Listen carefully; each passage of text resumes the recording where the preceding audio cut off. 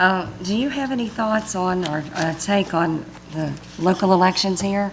I know you have maybe heard from a few people about these elections here. I have, and I do have a few thoughts. I just want to congratulate the people of Grundy County for their voter turnout in the primary. That was historical, and that was one of the highest voter turnouts, I think, in the state of Tennessee. But that tells you something if you're paying attention. And I've talked with a lot of people from a lot of different parts of the mountain.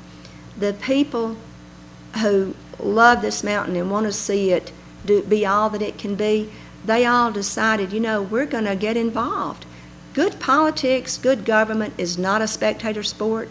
It takes everybody doing what they can do to make their county and their surrounding area all that it can be. And when you look and see who's made themselves available to run for public office, each one of those people is to be commended, because it's a hard thing to put your name on the ballot. And I had some people asking questions. I believe there's an independent candidate for sheriff, and Russell Baker. And I was down in Marion County yesterday, and a young man who was from the mountain, we were talking about what's going on and who's doing well and who's working hard. And we would agree that the person who will work hard and be the best qualified for your county, that's who you need to vote for. You know, you need to look at their qualifications and their ability to work hard. And we were talking about that. And he had heard some misinformation about that one candidate. And I will say this, I was asked to help resolve some issues early on, so I know that that candidate's qualified. I know that he has post-certification, and I know that his credentials are incredible.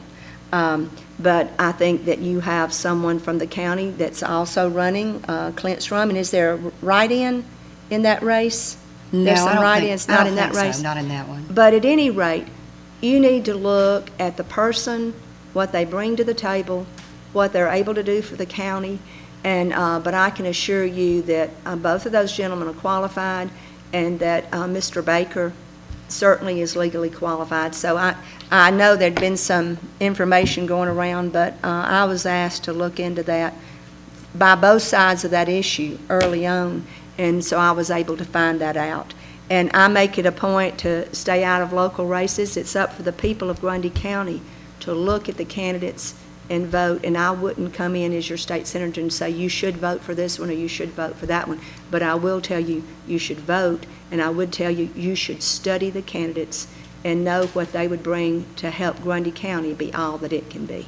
Absolutely. We do have write-in candidates in a couple, actually. So it's, yes, But that activity's good. Informed in that, yes, we have write-in candidates in a couple of races, just not that one.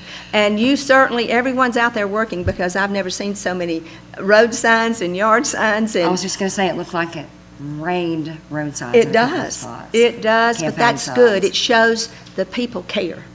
And when you go into the counties where there's just one or two signs and there's no interest, you think, the people, there's an old joke that says, what's wrong with government today? And the man on the street said, I don't know. I don't know, and I don't care. And the reporter said, that's right, ignorance and apathy.